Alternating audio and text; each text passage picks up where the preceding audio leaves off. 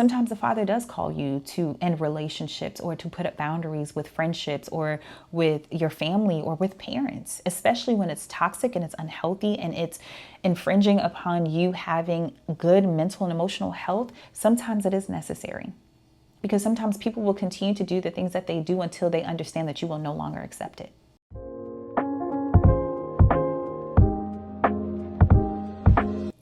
Hey y'all, welcome back to my channel. If this is your first time here, my name is Samantha, and this is On the Hill, where we talk all things biblical womanhood, homemaking, femininity, inner healing, and overall intentional living.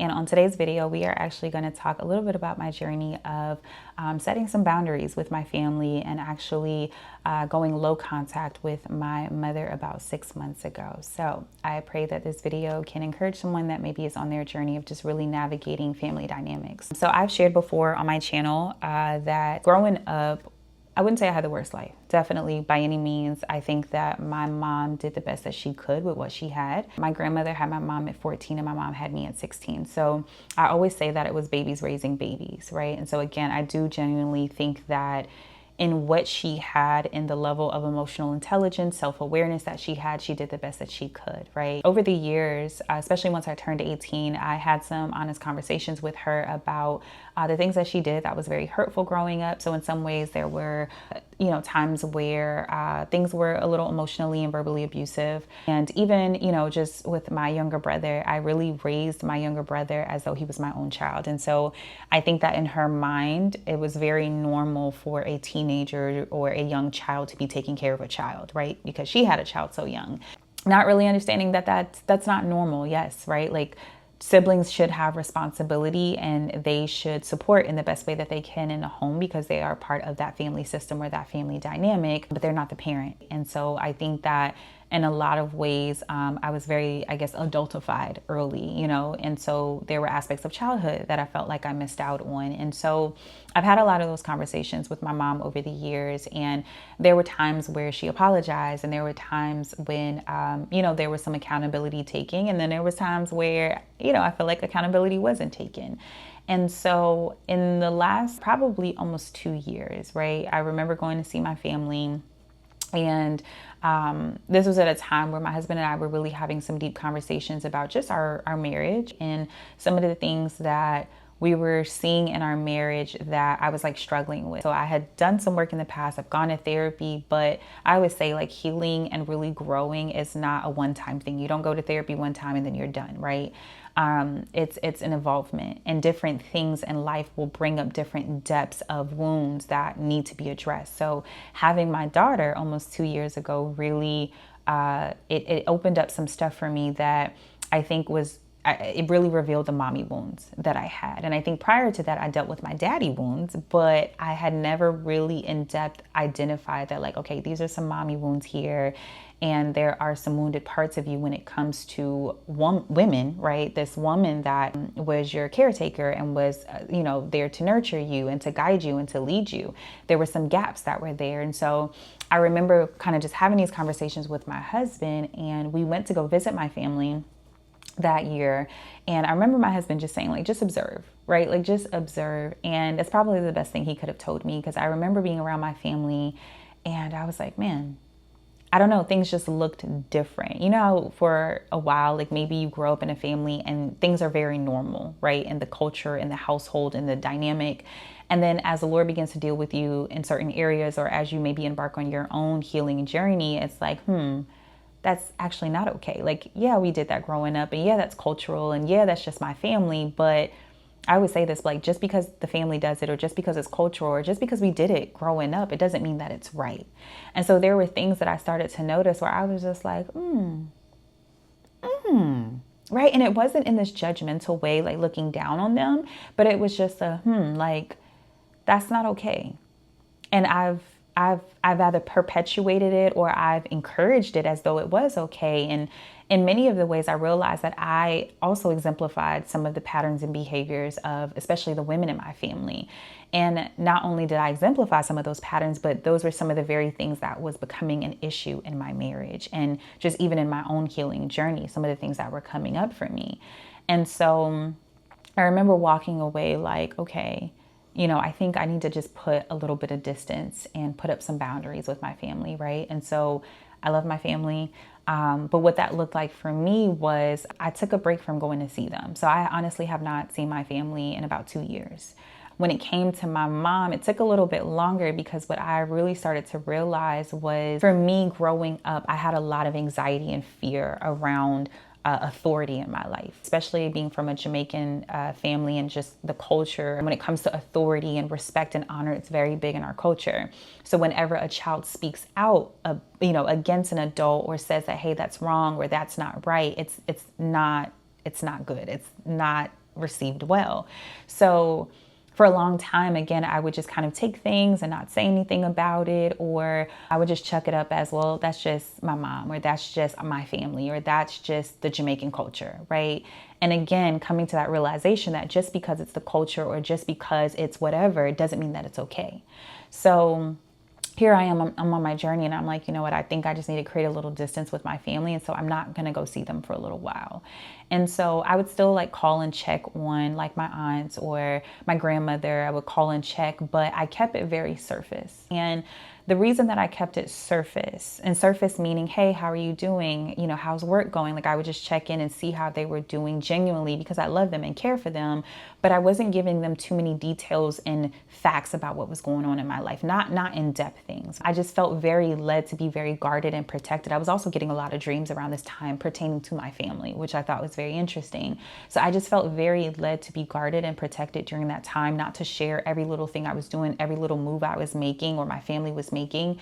And I did, and I kind of still have been. And so when it came to the relationship with my mom, I actually reached out to my mom and I wrote her a letter, and I just essentially expressed to her that, over the years, this is what it's felt like growing up, right? And I appreciate your apology. I appreciate the times that you take in accountability. Like I wanted to make sure that she felt affirmed in, or validated at least in the fact that like I see you and I acknowledge that you may have not had the best, example. And so your grandmother or your mother did the best that she could and you did the best that you could. What I really started to realize that was still kind of a wounded part for me though, beyond the apology and beyond accountability, it was the fact that I still had expectations that she was going to be a different person. So it's kind of like when you've told a person that they have hurt you and they've harmed you in a certain way, they can say, I'm sorry. Sorry is good, but then it's like, okay, well, how are you going to show up differently now? It's the difference between just apologizing and saying, Lord, forgive me, and true repentance. I can say, Lord, forgive me all day, but if I keep going back to the very same things that brought him shame or was an offense to him, right, or was an abomination in his sight, then I'm just asking for forgiveness. It's not true repentance of the heart. And so I remember just having a conversation with my mom and just saying like, because there was a part of me, like, there were ways that she didn't show up for me as a child. I always say my mom was a great provider, but she wasn't a nurturer. And I realized that was the part of me that was very wounded. I wanted the hugs. I wanted the kisses. I wanted the affection. I wanted the I love you just because. Not because we just got into an argument and now we're making up, but like just I love you because, right? I wanted the mom that came to like my activities and my games, and I look out there and she's there and she's excited and like cheering me on. And those were the things that I just never got. And so it wasn't that I just wanted an apology. I wanted, now that I'm an adult, obviously we can't go back and change things, but can you at least like show up differently now? You know what I'm saying? Like, can you, or show up differently for your grandchildren? And that was the part that was really difficult for me. It was that not only did I not get it, but I'm still seeing that like, you're not doing it for my children. And I was hoping that at least if I didn't get it, you would show up for them. That wasn't happening. And it was actually very hurtful. And I remember expressing that to her, like, these are my expectations. Like, I want you to like really build a relationship with me, and I want us to be close. And like, when you come see the grandkids, like really be present with them. And like, it wasn't received well. The letter was not received well, but that's okay. And I think that's the part of this story that I really want to hone in on, is what I took away from that experience, or even that time of separation and just being low contact. This letter I sent to my mom probably about 6 months ago, or this message, I sent it to her about 6 months ago. And so we really haven't talked much in those 6 months. And I'm grateful. I'm really grateful for that time, because I realized that in that time, I had still had expectations of her that either she cannot fulfill or she does not want to fulfill. And that is okay. that is genuinely okay. I've come to that place of saying, I'm lowering my expectations. I don't expect that of you anymore. I don't expect you to come visit, after I've had a baby. I don't expect you to do all the like grandmother things. Like, I don't expect it anymore. I don't expect it. And I love you for who you are. I appreciate who you are. I appreciate how you show up, and whatever we can build, I'm willing to build that, right? Even if it's just us calling and checking in once a week or every other week, and you find out how the kids are doing and I get an update on your life. If that's the extent of our relationship right now, I'm okay with that. Or if that's the extent of our relationship at all, I'm okay with that. And I have peace about it now. Now, are there moments where I get a little sad, especially like when I talk to like a friend and she's like, yeah, I just had my baby and my mama was over here for 2 weeks taking care of me and the baby, and I laid around and grandma would say, I'd be like, oh, that's real nice. Like, and I could tell my heart has healed, because in the past it was like an envy and like a jealousy, like, man, like, and it was this deep hurt that would come up for me. Like, why doesn't she do that for me? Like, why, and over time, and now it's like, I love that for you, girl. I'm really glad that you have that. And I praise the Most High that He has given that to you. And though it may sometimes be like, oh man, like I do wish I had that. It's also at the same time, like, it's okay. It's okay, right? Because the things that I needed from her, even the things I needed from my father, right? Because I also had daddy wounds as well.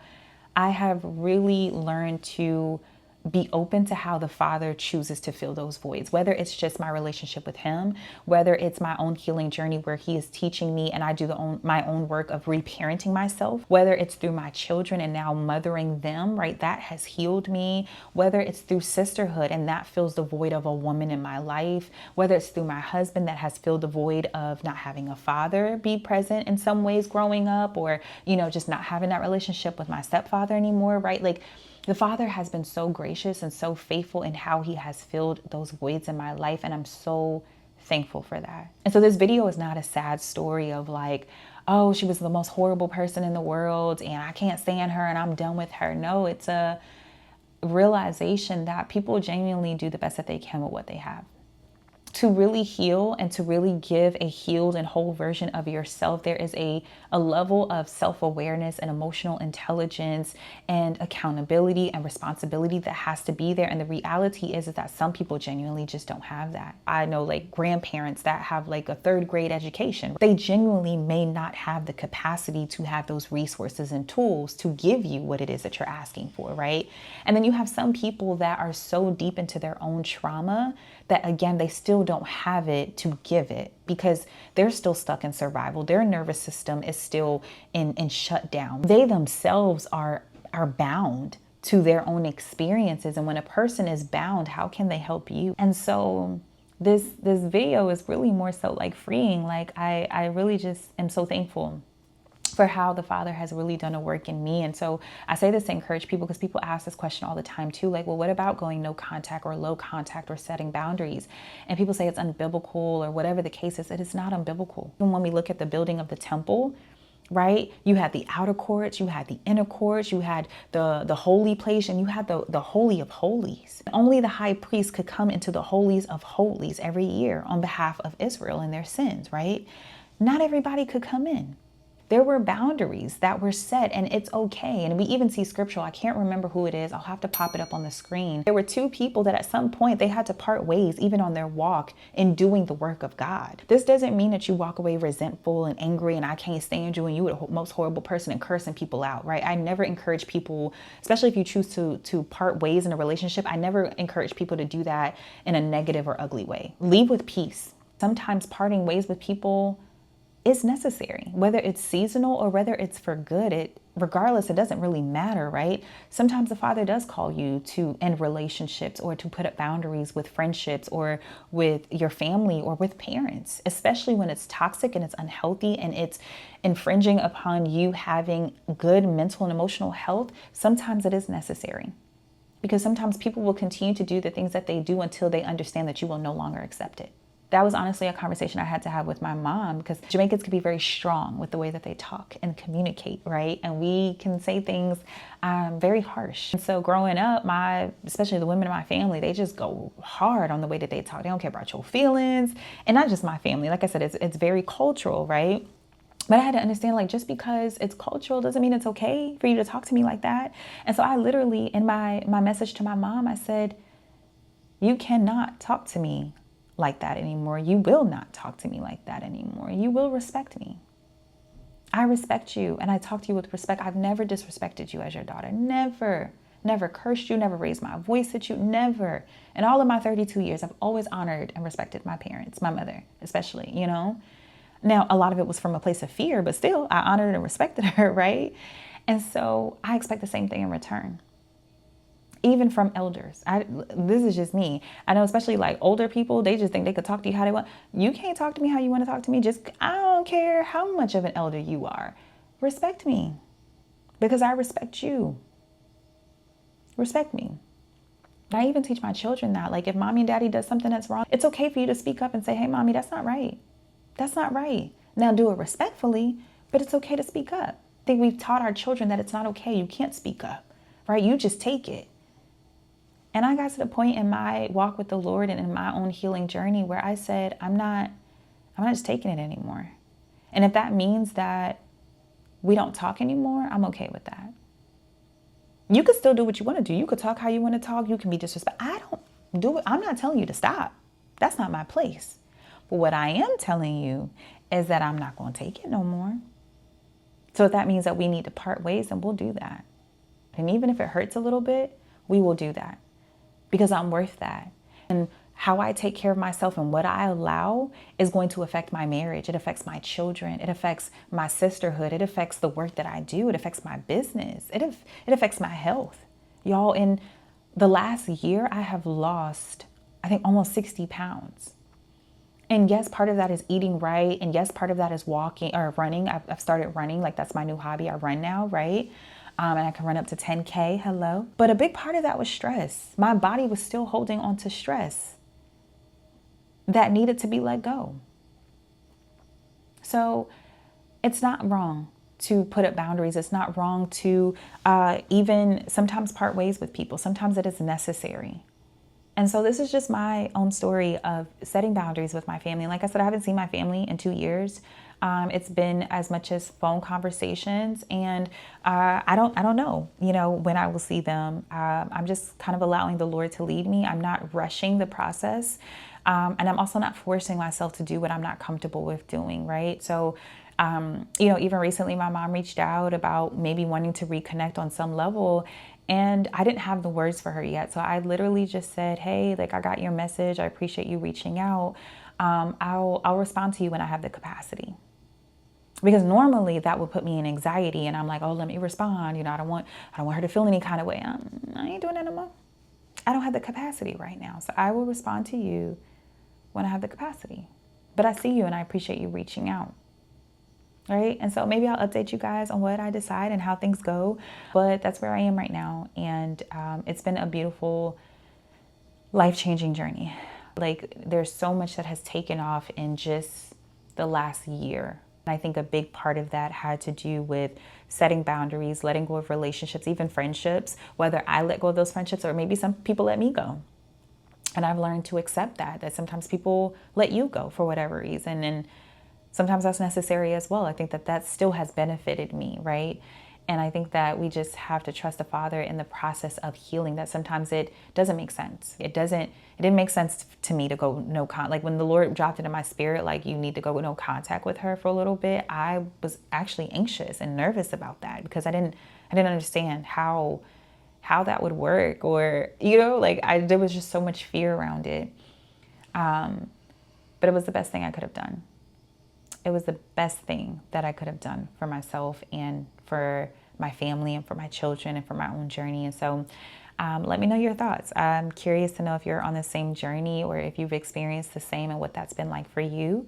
So definitely comment below, hit the like button, and also subscribe and turn on the notification bell. That way you are notified whenever I release a new video.